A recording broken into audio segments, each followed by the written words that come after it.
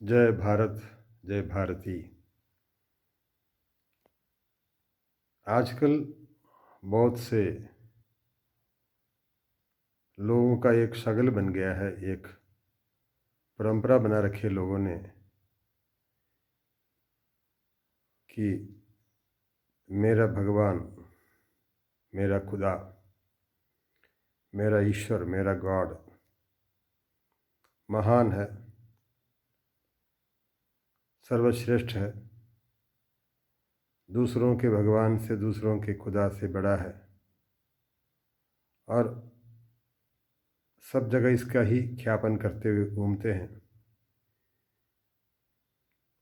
और पता नहीं क्या क्या, मेरा सद्गुरु बड़ा है, मेरा गुरु ही बड़ा है और गुरुओं से अच्छा है, मेरा खुदा ही सबसे बड़ा है। इस तरह बहुत प्रवाद चलने लगे हैं और वे लोग खुद भी इसको समझते हैं कि हम सही कर रहे हैं। हमारे ग्रंथ में, हमारे बुक्स में, हमारे होली टेक्स्ट में लिखा है। ऐसे वे लोग प्रचार करते जाते हैं, घर घर जाकर प्रचार करते हैं और भोले भाले लोगों को बरगलाते रहते हैं और उन सबको अपनी ओर आकर्षित करने की कोशिश करते रहते हैं।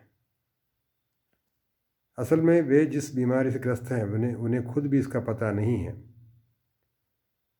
हमारे अंदर एक चीज़ होती है, ईगो, अहंकार।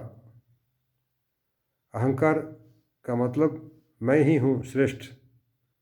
सबके अंदर ये भावना होती है मैं सबसे श्रेष्ठ हूँ, भले ही परिस्थितिवश वे उसको बता नहीं पा रहे हैं या सबको बताने से उसका जवाब गलत मिलेगा, इसलिए वो लोग डर के मारे उसको बताते नहीं हैं।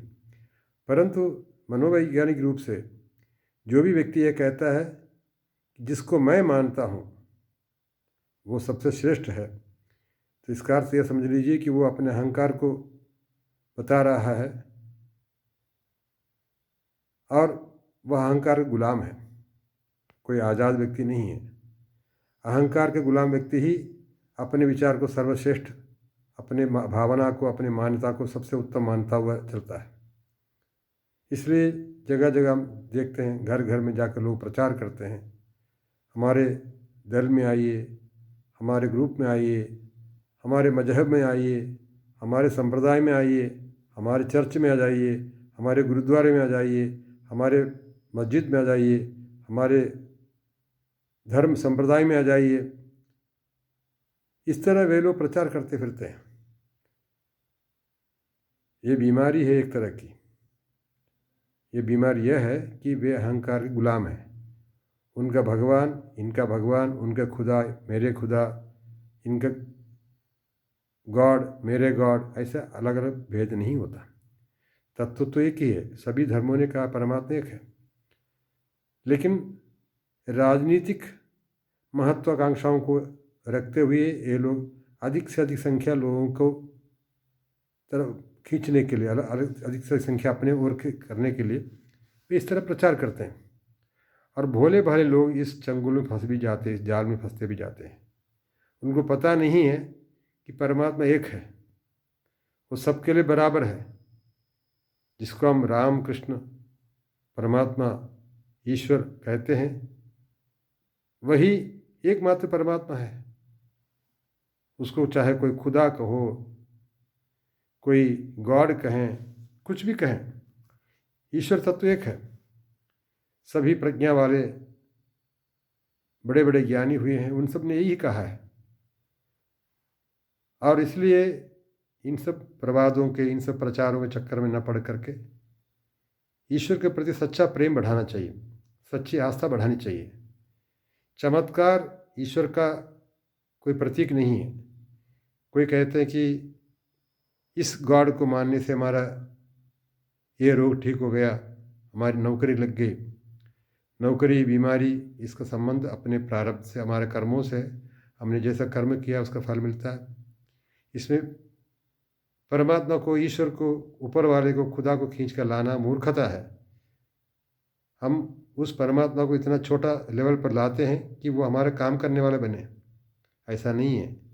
ये तो हमारी अज्ञानता है, हमारी मूर्खता है कि हम उनको खींच करते हैं छोटे लेवल पर लाके लोगों को बरगलाते हैं। लोगों को अपने ओर खींचने के लिए इसको एक हथकंडे के रूप में हम इस्तेमाल करते हैं। यह न करिए। यदि आपके अंदर थोड़ा भी परमात्मा से प्रेम है, परमात्मा के प्रति श्रद्धा है, तो ऐसा न करें।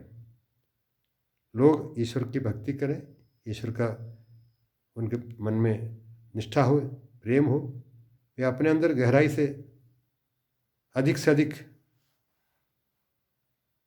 अंतर्मुख होते जाएं। संसार में रहते हुए काम करें, लेकिन प्रेम बढ़ाएं, सबके प्रति प्रेम। ईश्वर एक है, परमात्मा एक है, सर्वव्यापी है, सबके अंदर है। तो किससे प्रेम करना, किससे नफरत करना, किससे अपना मानना, किसको दूसरे का मानना, पराया मानना, यह सब मूर्खता का लक्षण है। समझ यह है कि ईश्वर सबका है और उसमें कोई भेदभाव नहीं है। भेदभाव करे तो वो सामान्य मनुष्य जैसा हो जाएगा। क्रोध करने वाला परमात्मा, पक्षपात करने वाला परमात्मा कोई परमात्मा थोड़े होता है। तो हम अपने हीन भावनाओं की वजह से, अपने तुच्छ भावनाओं की वजह से ईश्वर पर भी ये सब भावनाएं आरोपित करते हैं, और हम अपने स्वार्थ के लिए, अपनी संख्या बढ़ाने के लिए, और इस माध्यम से शायद हमारे राजनीतिक सत्ता का इच्छा हो, उसके प्रति हमारी भूख हो, उसको प्राप्त करने के लिए हम इस तरह करते रहते हैं। इससे समाज में अस्थिरता आती है, अशांति आती है, भेदभाव बढ़ता है, और उसके पीछे बहुत तरह के अनेक लोग आते जाते रहते हैं, और ये समाज फिर कुत्सित होने लगता है, दूषित होने लगता है। इसलिए जो समझदार है उसे इस तरह के दुष्प्रचारों से बचना चाहिए और ईश्वर की सच्ची भक्ति करनी चाहिए।